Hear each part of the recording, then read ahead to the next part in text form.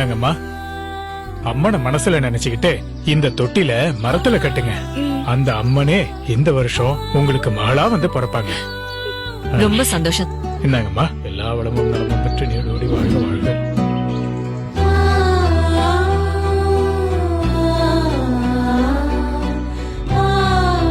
வா.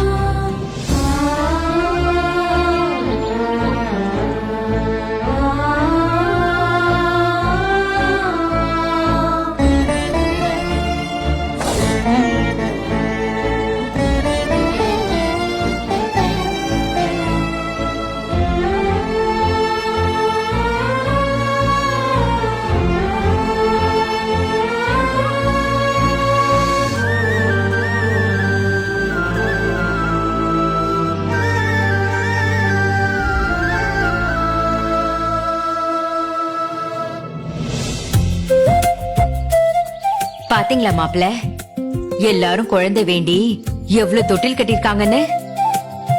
நீங்களும் லதாவும் சேர்ந்து ஒரு தொட்டில் வாங்கி கட்டினா கூடிய சீக்கிரமே உங்க 2 பேருக்கு குழந்தை பிறக்கும். நீங்களே போய் ஒரு தொட்டில வாங்கிட்டு வாங்க. சரிங்க அத்தை, நீங்க 2 பேரும் இங்கே இருங்க, நான் போய் வாங்கிட்டு வந்துடுறேன். வாமா, அந்த பக்கம் போய் உட்காரலாம்.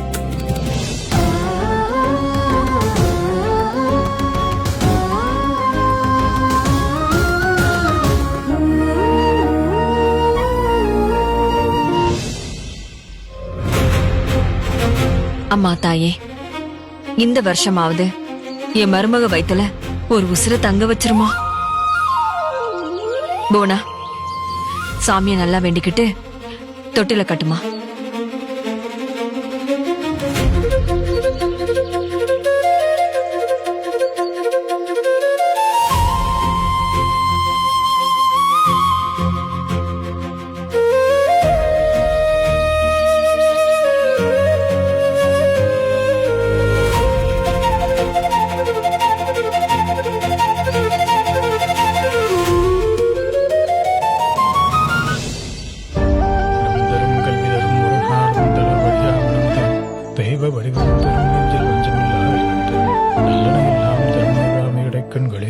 மாமா, நான் கோவில 3 தடவை சுத்திட்டு வந்துடுறேன். நீ சுத்திட்டு வாமா, நாங்க வெயிட் பண்றோம். சரி, வந்துடுறேன்.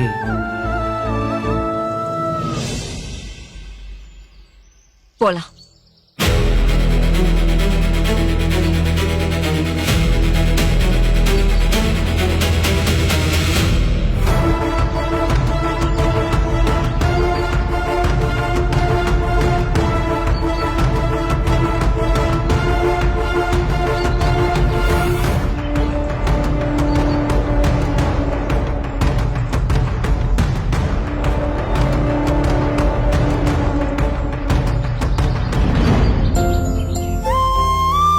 வாங்க மாப்பிள்ள. வாங்கிட்டு வந்துட்டேன். போலாமா? போலாம்.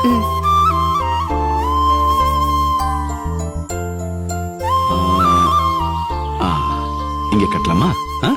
இந்தா. மாப்பிள்ள, 2 பேரும் சேர்ந்து கட்டுங்க. சரிங்க அத்தை.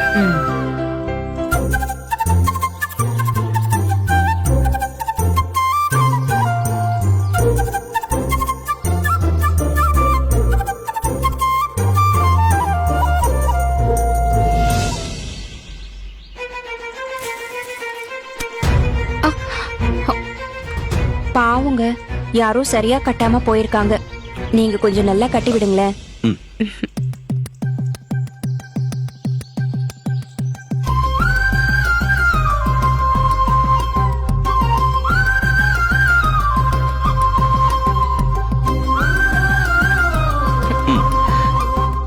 வாங்க, நம்ம கட்டலாம்.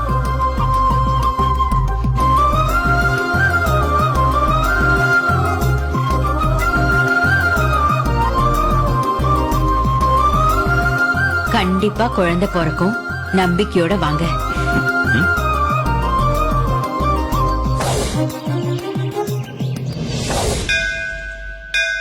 ஏய், இப்ப வீட்டுக்கு போனதும் உங்க அம்மா ஹாஸ்டல் என்னாச்சுன்னு கேட்டா என்னடா சொல்ல போற? அந்த ஹாஸ்டல் நல்லா இல்ல, அங்க சாப்பாடெல்லாம் சரியில்லை, தண்ணி வசதி எல்லாம் சரியில்லைன்னு அங்க இருக்கிற பொண்ணுங்களே சொன்னாங்கன்னு சொல்லிட வேண்டியதான்ப்பா. வேற என்னதான் பண்றது? சரி, நீ சொல்ற மாதிரி சொன்னா இன்னைக்கு ஒரு நாளைக்கு தாண்டிடலாம்.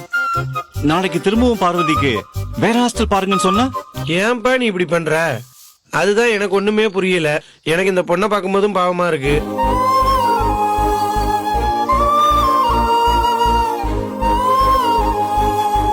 ஆனா அம்மாவை நினைச்சா ஒரு பக்கம் பயமா இருக்குப்பா. எனக்கு அம்மாவை நினைச்சாலே அப்படியே தலையெல்லாம் கிருகிருன்னு சுத்துது. ஏய் தர்மா, நீ பூஜை பொருள் வாங்க போனப்போ பார்வதி என்கிட்ட என்ன சொன்னா தெரியுமா? என்ன சொன்ன? நான் அவ கூட இருக்கும்போது அவ அம்மாவே அவ கூட இருக்கிற மாதிரி இருக்கான். இப்படிலாம் சொல்ற விட எப்படி நான் கொண்டு போய் ஹாஸ்டல்ல சேர்ப்பேன்? அவ கஷ்டப்பட்டா நானே என் தங்கச்சிய கஷ்டப்படுத்துற மாதிரிடா. ஏய் பேசாம அம்மாட்ட நானே உண்மையை சொல்லிட்டா என்னன்னு தோணுது. எப்பா சக்திவேலு, அப்படிலாம் நீ பாட்டுக்கு எதையும் வாயத்தரும் சொல்லிடாதப்பா.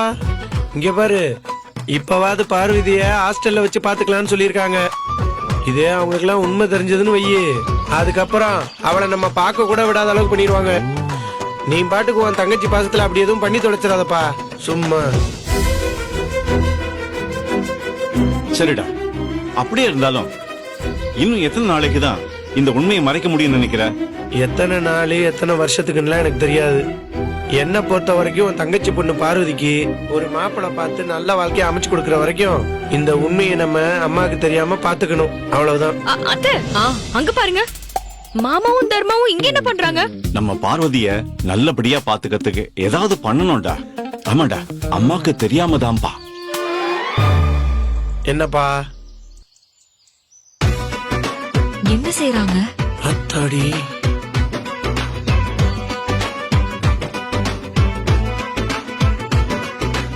வா, என்னன்னு கேப்போம். ஏ சந்திரா, நீங்க ரெண்டு பேரும் இங்க என்ன பண்ணிட்டு இருக்கீங்க? ஏங்க, அந்த கேள்வியை நான் கேட்கணும். ஹாஸ்டல் பார்க்க போறேன்னு சொல்லிட்டு நீங்க 2 பேரும் இங்க என்ன பண்ணிட்டு இருக்கீங்க? அத்தை, நான் தான் அத்தை கோயிலுக்கு கூட்டிட்டு போக சொன்னேன். அப்போ ஹாஸ்டல் பாத்துட்டீங்களா? அண்ணி, நாங்க அந்த ஹாஸ்டல் பார்த்தோம் நீ. ஆனா அந்த ஹாஸ்டல் நல்லா இல்ல. சாப்பாடு நல்லா இருக்காதான், தண்ணி வேற பிரச்சனையா. அங்க இருக்கிற நிறைய பொண்ணுங்களே இப்ப வேற ஹாஸ்டல் போறதா சொல்லிக்கிட்டு இருந்தாங்க. இல்ல தர்மா, என் ஃப்ரெண்டோட தங்கச்சி கூட அந்த ஹாஸ்டல்ல தானே இருக்கா. அங்க எல்லாமே நல்லா இருக்கும், ஃபீஸும் கம்மின்னு சொன்னாலே. அது இருந்திருக்கும், அதெல்லாம் முன்னாடி இருந்திருக்கும். ஆனா இப்ப சரியில்லையா. ஒருவேளை அதனாலதான் இப்ப ஃபீஸ் கம்மியா வாங்குறாங்களோ என்னமோ. பரவாயில்ல விடு, இந்த ஹாஸ்டல் இல்லன்னா வேற ஏதாவது நல்ல ஹாஸ்டலா பாப்போம். சரிங்க அத்தை, நான் இன்னும் 2 சுத்தணும், சுத்திட்டு வந்துடுறேன். போயிட்டு வாமா. வந்துடுறேன்.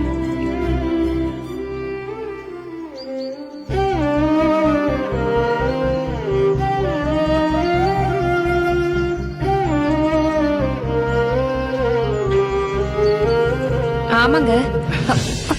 என்னாச்சு? என்னங்க, என்ன? உங்க பொண்டாட்டி வந்திருக்கா பாருங்க. குடும்பத்தோட வந்து இங்க என்ன பண்ணிட்டு இருக்காங்க? ஏங்க வாங்க போயிடலாம். உங்க பொண்டாட்டி கண்ணுல பட்டா தேவையில்லாத பிரச்சனை ஆயிடும். வாங்க வாங்க. ச்சே, கோவிலுக்கு வந்து நிம்மதியா சாமி கும்பிட முடியுதா? அவ இங்க வருவான்னு நான் எதிர்பார்க்கலத்த. என்னங்க இது? உங்களுக்கு பிடிச்சவன் நான், உங்க மனசுல இருக்கிறவளும் நான் தான். அந்த குழந்தை இல்லாதவளை பார்த்து பயந்து இப்படி நம்ம ஒளிஞ்சுகிட்டு இருக்கோம். எனக்கு சுத்தமா பிடிக்கலங்க. இல்ல லதா, நான் என்ன சொல்றேன்னா, மாப்ள, எத்தனை நாளைக்கு தான் திருட்டு மாங்காய் ருசியா இருக்கும்னு நீங்களும் என் மக கூட பழகிட்டு இருப்பீங்க. சீக்கிரமா இவ கழுத்துல தாலியை கட்டுங்க மாப்ள. எனக்கு கொஞ்சம் டைம் கொடுங்க அத்தை. எப்படியாவது அவளை வீட்டை விட்டு துரத்திட்டு லதா கழுத்துல தாலி கட்டுறேன். அத்தை, லதாவுக்கு இனிமே மேக்கப் பவுடர்லாம் வாங்க வேண்டிய அவசியம் இல்லைன்னு நினைக்கிறேன். ஏன் மாப்ள அப்படி சொல்றீங்க? பின்ன கோவத்துல கூட கண்ணெல்லாம் செவந்து இவ்ளோ அழகா இருந்தா எதுக்கு மேக்கப் போடணும்? இப்படி எதையாவது சொல்லி சொல்லி என்ன மயக்கிடுங்க. போயிடுச்சா போயிடுச்சா? மாமா,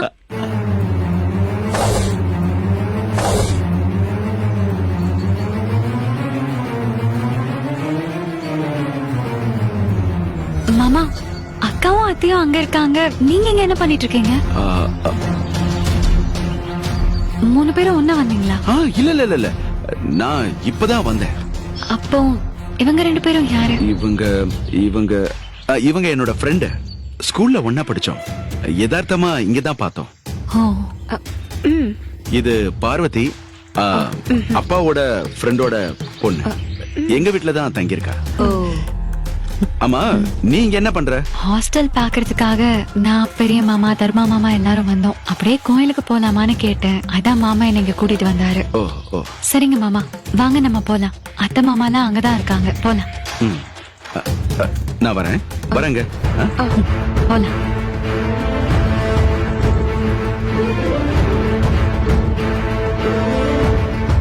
கோச்சுக்காத ப்ளீஸ்.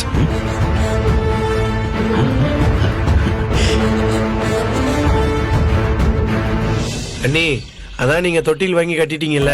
இங்க தொட்டில் வாங்கி கட்டினா இன்னும் 10 மாசத்துல நம்ம வீட்ல நீங்க தொட்டில் கட்ட போறீங்கன்னு அர்த்தம்.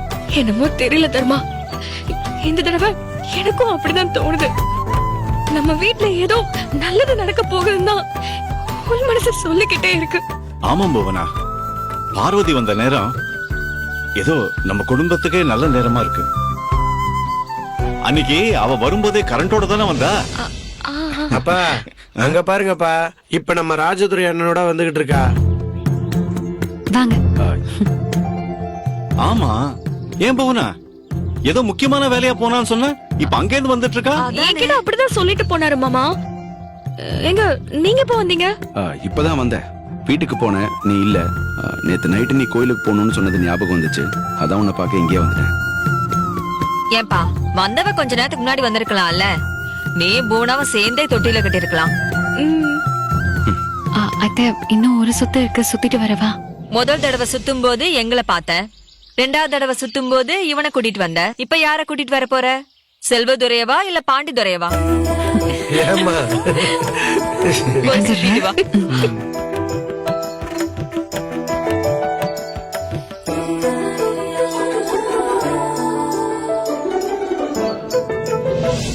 சரிடி, அதான் மாப்பிள்ளை கிளம்பி அங்க போயிட்டாரே, இன்னும் ஏன் இங்க உட்காந்துருக்கணும்? வா வீட்டுக்கு போலாம். என்னால ஜீர்ணிக்கவே முடியலமா. எனக்கு அவர் வேணுமா. என்னால அவரை விட்டு கொடுக்க முடியாது. எல்லாம் புரியுது, வா வீட்டுக்கு போய் பேசிக்கலாம். இதுக்கு மேல நம்பிட்டு உட்கார்ந்திருக்க முடியாதுமா. அந்த புவனாவை நானே வீட்டை விட்டு துரத்துறேன். அதுக்கப்புறம் நானே அந்த வீட்டுக்கு மூத்த மருமகளா போறேன்.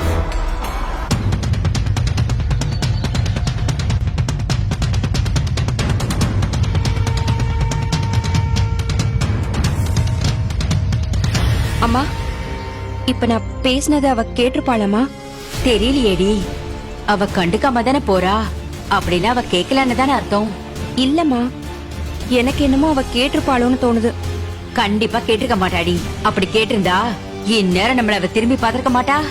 அவ கேட்காததுனாலதான் அவ அப்படியே போறா.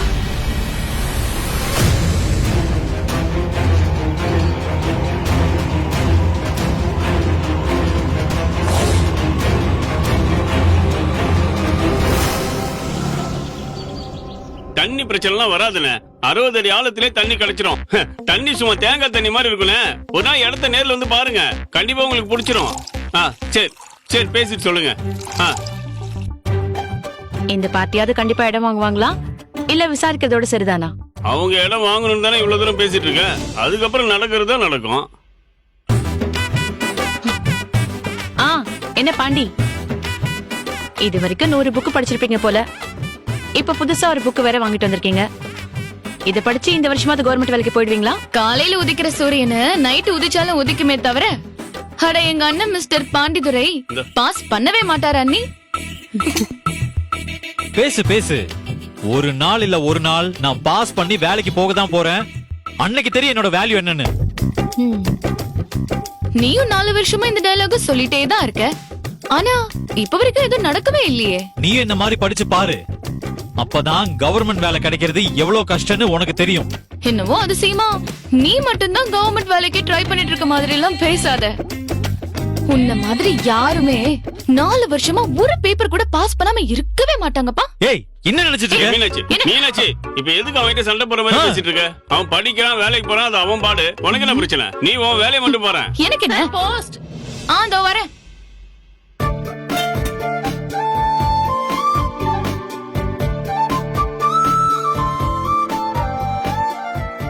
சொல்லுங்க மேடம், சக்திவேல் சாருக்கு ஒரு போஸ்ட் வந்திருக்கு. எங்கப்பா தான் கொஞ்சம் வெளியே போயிருக்காரு. நீங்க என்கிட்டயே கொடுங்க. ஓகே மேடம், இதுல சைன் மட்டும் பண்ணிடுங்க. Okay madam, thanks.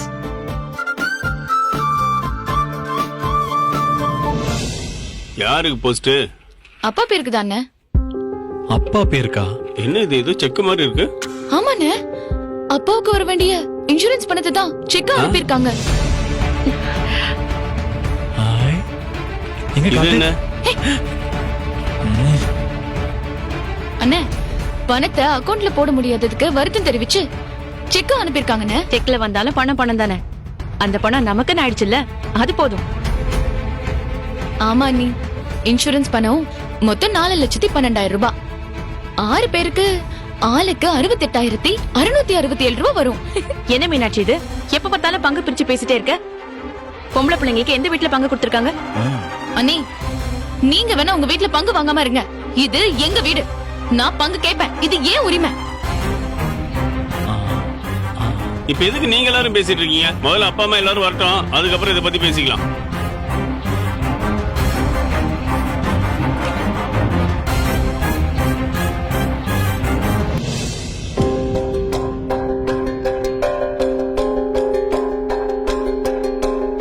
அக்கா, புக்கு படிச்சிட்டு இருக்கியாக்கா? ஆமாடா, என்ன விஷயம்? என்னக்கா அப்படி கேக்குற? ஏன் நான் உன்னை பார்க்க வந்தா ஏதாவது காரணத்தோட தான் வரணுமா? அக்கா, உன்கிட்ட ஒரு விஷயம் கேட்கணும். அதத்தானே நானும் கேட்டேன். சொல்லு, என்ன விஷயம்? ஒண்ணு இல்லக்கா, சென்னையில ஒரு கோச்சிங் சென்டர் இருக்கு. அங்க படிச்சா கண்டிப்பா பாஸ் பண்ணி கவர்மெண்ட் ஜாபுக்கு போயிடுவேன். அதுக்கு என்னடா, தாராளமா போய் படிக்க வேண்டியதானே? அதுக்குதான்க்கா உங்ககிட்ட ஹெல்ப் கேட்கலான்னு வந்தேன். அதுக்கு நான் என்ன உனக்கு ஹெல்ப் பண்ண முடியும்? அப்பாவோட இன்சூரன்ஸ் பணம் வந்திருக்கு. அதுல எனக்குன்னு வர பங்க வச்சுதான் நான் கோச்சிங் சென்டர்ல சேரலாம்னு இருந்தேன். ஆனா அப்பா கொடுக்கற பணம் பத்தாது போல. அதான் உன்னோட பங்கையும் எனக்கு கொடுக்கறியா? ஆ? ஹலோ கலெக்டர் சார், ஏய், நீ நைஸா அங்க இருந்து நழுவி வரும்போதே நான் நினைச்சேன் அக்கா கிட்ட வந்து நீ இதத்தான் கேப்பன்னு. ஏய், ஏன் அக்கா கிட்ட நான் கேக்குறேன், உனக்கு என்ன பிரச்சனை? இப்ப மட்டும் உன் அக்காவா? இங்க பாரு, இந்த கதையெல்லாம் இங்க வேண்டாம். அன்னைக்கு நான் இன்சூரன்ஸ் பணத்துல பங்கு கேட்டப்போ ஆம்பளைங்க எல்லாரும் ஒண்ணு சேர்ந்து பேசுனீங்கல்ல, அதே மாதிரிதான் நானும் அக்காவும் இந்த விஷயத்துல ஒன்னா இருப்போம். பாருக்கா, இவ எப்படி பிரிச்சு பேசுறான். ஏய், எப்படி ஐஸ் வச்சாலும் நீ நினைச்சது நடக்காது. மீனாட்சி, எதுக்கு இப்படி சத்தம் போட்டுட்டு இருக்க? அக்கா, நீ சும்மா இருக்கா? இவங்க எல்லாரும் ஒண்ணு சேர்ந்துக்கிட்டு நம்மள இந்த வீட்ல மனுஷியாவே மதிக்க மாட்டேங்கிறாங்க. குடும்பம்னா எல்லாரும் ஒண்ணுதான், எல்லாத்துக்கும் ஒண்ணுதான். ஏய் மீனாட்சி, என் பொறுமைக்கு ஒரு எல்லை இருக்கு. நீ இப்படியே பேசிட்டு இருக்கிறது சரியில்லை சொல்லிட்டேன். சரியாதான் பேசுறேன். அதனாலதான் உனக்கு கோபம் வருது. ஐயோ, கொஞ்சம் நிறுத்துறீங்களா? அப்பா கொடுக்கற பணத்தை வச்சு நான் எதுவும் செய்ய போறதில்ல. அதனால நான் என்னோட பங்க தர்மா கிட்ட கொடுக்க போறேன். உங்களுக்கு வேணும்னா நீங்க அவங்க கிட்ட போய் கேட்டு வாங்கிக்கோங்க. அக்கா, நான் எனக்கு தேவைன்னு உங்ககிட்ட வந்து கேட்டுட்டு இருக்கேன். ஆனா நீங்க சம்பந்தமே இல்லாம தர்மாட்ட குடுக்கறேன்னு சொல்லிட்டு இருக்கீங்க. அக்கா, நீ அப்படிலாம் கொடுக்க கூடாதுக்கா. உனக்கு வேண்டாம்னா அந்த பணத்தையும் 5 பங்கா போட்டு எங்க 5 பேருக்கும் பிரிச்சு கொடுக்கணும். ஒருத்தருக்கு மட்டும் செஞ்சா மத்தவங்க நாங்க எங்கக்கா போறது? அம்மா வந்துட்டாங்க.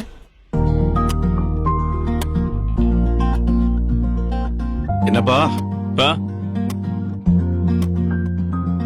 என்னம்மா, நீங்களும் அண்ணி மட்டும் தான் கோயிலுக்கு போனீங்க, இப்ப வரும்போது எல்லாரும் ஒன்னா வரீங்க?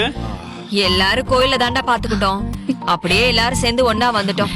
அப்பா, உங்க இன்சூரன்ஸ் பணம் வந்துருச்சு. என் அக்கவுண்ட்ல இன்னும் எந்த பணமும் டெபாசிட் ஆகலையே. அப்பா, அவங்க பணத்தை அக்கவுண்ட்ல போடலப்பா, செக்கா கொடுத்திருக்காங்க. குடு. நாங்க எவ்வளவு வந்திருக்கு? மொத்தம் 4,12,000 ரூபாய் வந்திருக்கு. அத 6 பங்கா போட்டா ஆளுக்கு 68,667 ரூபாய் வரும். அதுல துளசி அக்காக்கு பங்கு வேண்டான்னு சொல்லிருச்சு. அதை எடுத்து 5 பங்கா போட்டா 13,733 ரூபாய் வருது. அப்போ ஒருத்தரோட பங்கு 82,400 ரூபாய். கணக்கெல்லாம் போட்டு கரெக்டா வச்சுட்டேன். அதான் மேனேஜர் அம்மா கணக்கு போட்டு வச்சுட்டாங்கல்ல, கரெக்டா அவங்க சொன்ன மாதிரியே எல்லாருக்கும் பங்கு பிரிச்சு கொடுத்துட வேண்டியதான். ஏங்க, என்ன பங்கு பிரிக்க சொல்ற?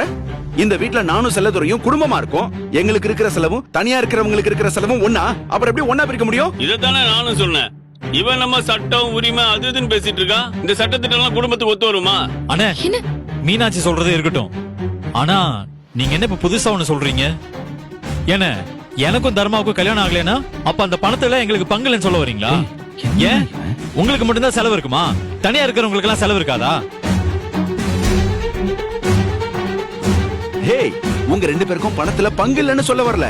எனக்கும் செல்வதுரைக்கும் தனி பங்கு, உங்களுக்கு தனி பங்குன்னு சொல்றேன், அவ்வளவுதான். அப்படியெல்லாம் முடியாதுண்ணே. டேய், நம்ம 4 பேருக்கும் ஒரே மாதிரிதான் பங்க பிரிக்கணும். அப்ப நாங்க என்ன வெறும் கையில காக்கா ஓட்டிட்டு இருக்கிறதா? உங்க 4 பேருக்கும் என்ன பங்கு வருதோ அதே பங்கு எனக்கு வந்தாகணும். ஏய், என்ன ஆர்டர் போட்டுட்டு இருக்க? பொம்பளை பசங்களுக்கு இதுல பங்கு இல்லைன்னு ஆரம்பத்துல இருந்து சொல்லிட்டு தானே இருக்கேன். இப்ப தேவையில்லாம பேசி பிரச்சனை பண்ணிட்டு இருக்க. கொஞ்ச நேரத்துக்கு முன்னாடி நானும் இதையே தான் சொன்னேன். ஆனா இவதான் ஏத்துக்க மாட்டேங்கிறா. அண்ணி இதுதான் சாக்குன்னு குறுக்கு சால் ஓட்டாதீங்க. இது எங்க 5 பேருக்குள்ள இருக்கிற பிரச்சனை. நீங்க இதுல தலையிடாதீங்க. ஏய், என்ன எல்லாரும் எழுத்து பேசிட்டு இருக்க? தேவையில்லாம வாங்கி கடிக்காத சொல்லிட்டேன். இந்த மிரட்டுற வேலையெல்லாம் என்கிட்ட வச்சுக்காத. நீங்க என்ன சொன்னாலும் நான் இதை விடுறதா இல்ல. நானும் இந்த குடும்பத்துல பிறந்தவதான். எனக்கு அந்த பணத்துல உரிமை இருக்கு. எனக்கு வர வேண்டியது வரலனா நான் எந்த எல்லைக்கும் போவ சொல்லிட்டேன்.